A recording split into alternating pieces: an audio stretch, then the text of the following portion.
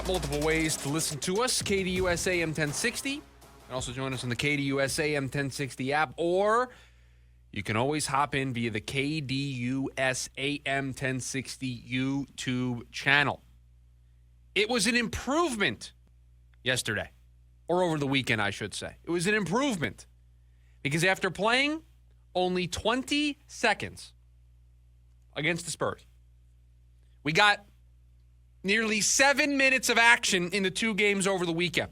Now, those of you out there who are sticklers for the details would point out that Ryan Dunn didn't play at all in the game against the Chicago Bulls, and all 6 minutes and 51 seconds that we saw him in over the weekend were yesterday against the Toronto Raptors. But listen, on a per-average basis, over his last two games, way more than the 20 seconds he got against the San Antonio Spurs. Here's where I want to start, though. Has this team just given up defensively? Is this team just admitting that they can't get a stop? That there's just nothing that they can do to improve their defense? We told you about that stretch. To end the game? 5 minutes to go, team's up by 2. Over the next 4 minutes, 18-4 run with the game on the line. They are unable to get a key stop. And the defense is a key reason for that. It is a key reason why this team is sitting 1.5 games back of a playoff spot. It is a key reason why this team can't string anything together. What did we say going into the weekend? It was 8 straight games of giving up 119 points or more. Joe Bourget put out a tweet last night that I just pulled up. I wanted to share it with you all in case you haven't seen it, because I think this is just encapsulates everything that's wrong with this team. The Suns cut it to 2 points and then proceed to give up 6 consecutive three-pointers to the NBA's 20th ranked team in three-point percentage. I don't want to hear anything about the offense for a while. I can't disagree with that point. I can't disagree with the focus needing to be on the defense. We continue to watch this team night in and night out be horrendous defensively. Horrendous. It's absolutely terrible. And I hate being this guy, okay? Because I think in radio, in hot take media, we're too quick to throw this out there. We're too quick to jump to this conclusion. And I'll use a word. I think it's lazy at times to go to this place because I think we go to it too often. Defense is an effort thing. I don't like being the guy whose job it is to sit behind a microphone and talk about a team playing a sport, questions a team's effort. I don't like being that guy, but defense is an effort thing. Defense is a I want it more than you want it thing. You don't have to be the most skilled defender. You don't have to be the most skilled player. You don't have to be the best scorer to play good defensively. You don't have to be a top 15 player in the NBA to provide defensive intensity and defensive effort and affect that end of the floor. Some of the best players defensively in the NBA, you would say, are not top 15 overall players. There are some, Wemby, a top example of it, but a bunch of players who are on the short list for Defensive Player of the Year wouldn't also make the list of top 10, top 15 players in the NBA. Some would, but the vast majority wouldn't. Why? Defense is an effort thing. Defense is looking across the court at the other team and saying, tonight, I want this more than you want it. I am going to make you work for every single point that you score. I'm going to make, you might score 110. It's going to be a grind for you. I watch Phoenix Suns basketball. You watch Phoenix Suns basketball. Does it feel like on the defensive end, teams have to work hard to score their points? Does it seem like teams go through a gauntlet to score 110, 115? Does it look difficult for them to have a good night offensively? Or does it look like every single team is having their best offensive outing of the year when they play the Phoenix Suns? Which one is it? The effort isn't there. The intensity isn't there. And so when the best defensive player that the team has, and I'm not reading the scouting report on Ryan Dunn again, I'm not doing it. I got very angry on Friday talking about that scouting report. Not doing it again. But if you want to know the Cliff Notes, Ryan Dunn was the best defender in the class last year, according to everybody that scouted these things. That guy got 20 seconds against San Antonio, couldn't sniff the floor against Chicago, and only got 7 minutes last night against Toronto. Now, maybe there is a admission by the coaching staff of it doesn't matter if I have one good defender on the floor. The rest of the guys I have on the floor are not going to be able to give me the defensive effort. So I cannot focus on defense. Now, mind you, we've said you should play Ryan Dunn more. You should put him out there in those key moments in the fourth quarter when you have to have a stop, right? You make it a 2-point game. Can we get Ryan Dunn on the floor then? Can we have him guard who we think is the most important player for the opposing team? Make them earn those points if they're anything about that 18-4 run that they had in the fourth quarter. Did any of it seem difficult? Did any of it seem like they really had to work for it? Or was it just open shot after open shot after open shot? Easy bucket after easy bucket. You don't think Ryan Dunn could have at least impacted that a little bit? Make them work for it a little bit more? Make it a little bit more difficult?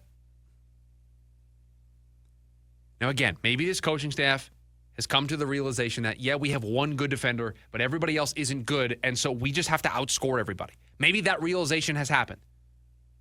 Here's where I think this is a major problem. Because I want to see Nick Richards out there. If you're going to use him in a limited role, let him be physical for the first 9 minutes of the game, pick up a bunch of fouls, and let's just be aggressive. Start the game with Ryan Dunn. If you're not going to use these guys, give me Ryan Dunn and Nick Richards to start the game and let them just be, for 8-9 minutes, just be incredibly physical, bring the defense for the first couple of minutes, and just set a tone. And then if you want to sit those guys down for the rest of the game, if it doesn't work, fine. But this mixing and matching of, we're going to find like 2 minutes here, and he's going to play the final 30 seconds of a quarter here, it just doesn't work. Either use Ryan Dunn and use him the way that he is most effective, or don't use him at all. And more often than not, the choice that Coach Bud has made is not using him at all. And this is where it is a worrying sign for the future. This is what scares me. There is a rightful objection to the potential of 4 coaches in 4 years. There is pushback on the idea of firing Coach Bud and then starting next year with your 4th head coach in 4 years. It doesn't make you look like a well-run organization. It doesn't make it look like you know what you're doing. It makes it look like you don't have a clue. It makes it look like you just lurch from bad decision to bad decision, and you just constantly are making bad choice after bad choice. That's a realistic objection to moving on from Coach Bud. But what concerns me is if Coach Bud's going to be here next year, if Coach Bud is going to get to see this transition through, if Coach Bud's going to get to see a retool, which we know is coming. We know that Kevin Durant more than likely is not going to be on this team next year. Devin Booker's future is somewhat up in the air. I'm not ready to have that conversation about moving him yet. I know there are some in town today that started that conversation. I will not be joining those calls today. If Coach Bud is going to be here next year and the year after and is going to get to see through at least the majority of the 5-year deal that he signed with this team to be the head coach, doesn't it worry you that Ryan Dunn isn't seeing time right now? Doesn't it worry you that the guy that's going to have to oversee Ryan Dunn's development has pinned him to the bench at a very key time of the season when you need defense and he's the best defender and his ability to grow? He was a rising star. As a rookie, he was a rising star. Made the rising star team in the All-Star game. Played on All-Star Sunday. That guy's not good enough for you right now to draw minutes? Is that the coach that I want to have oversee Ryan Dunn's development as a pro? Is there any guarantee that that what we're seeing right now with Ryan Dunn isn't just going to happen again next year? Or is next year going to be different? Is next year going to be, we don't have any expectations, so I'm going to let Ryan Dunn play? Ryan Dunn can play, 25, 30 minutes every single night, and we can work through the offensive issues, and he can just continue to be great defensively. We know Coach Bud has never been known for being a defensive-minded head coach. He was the complete opposite of what they had in Frank Vogel. I would love to see what Ryan Dunn's minutes look like and what Ryan's Dunn role would look like with Frank Vogel in charge here. Would love to see how different the minutes allocation would be for Ryan Dunn, who I remind you was a rising star this year. Got to participate in All-Star Weekend because he was one of the best rookies this year. Why? Wasn't because he was lighting it up on the offensive end. It was in large part because of what he was doing on the defensive end. And so if you want to convince me that it is the right decision to stick with Coach Bud, I need to believe in his ability to see this transition through. I need to believe in his ability to develop these players so that when the next iteration is ready to go, they've got a young core to build around. And if you're telling me, Coach Bud's just a placeholder, by the time we get to the next iteration, we're just going to move on from him anyway, because that'll be 2-3 years down the road, then you are doing, it's Monday and we're breaking this out, organizational malpractice. You are stifling the development of a young player. What does Ryan Dunn need more than anything right now? He needs opportunity. He needs opportunity to get better at the offensive end. He needs minutes to be able to get better at the offensive end. And the Phoenix Suns, for whatever reason, in a season that is going down the tubes, if this team was chasing down Golden State's wins record in the regular season and it was working with Ryan Dunn on the bench, I would not have a kick coming to bring this up today. You are multiple games below 500. You are not a playoff team. Your season is spiraling down the toilet right now, and you're telling me that this team can't get Ryan Dunn more than 7 minutes over the course of 2 games, that he's not good enough to play more than 20 seconds against San Antonio? I'm sorry, I don't accept that. That's not good enough. And that scares me for the future. That scares me for next year's version of the team, because the next era of the Phoenix Suns is going to be predicated on their ability to develop players. They're going to trade Kevin Durant. They might trade Devin Booker. If they trade those 2 guys, or if they just trade KD, what are they getting back? Young players and draft picks. And you know what you have to do with young players and draft picks? You have to develop those players.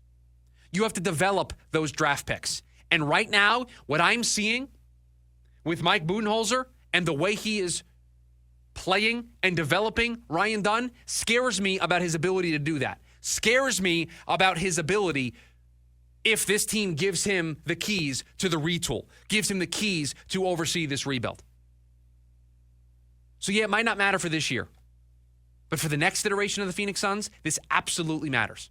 And it absolutely makes me petrified for Coach Bud to oversee this retool. It also scares me that it's pushing me towards wanting 4 coaches in 4 years. That's not a good place to push me. That's not a good place that you want me to feel. Just play Ryan Dunn more. He provides you so much value defensively. It also provides him the opportunity to get better so that this retool, this rebuild might be a little bit quicker, because Ryan Dunn develops into a key contributor for the next playoff iteration of the Phoenix Suns.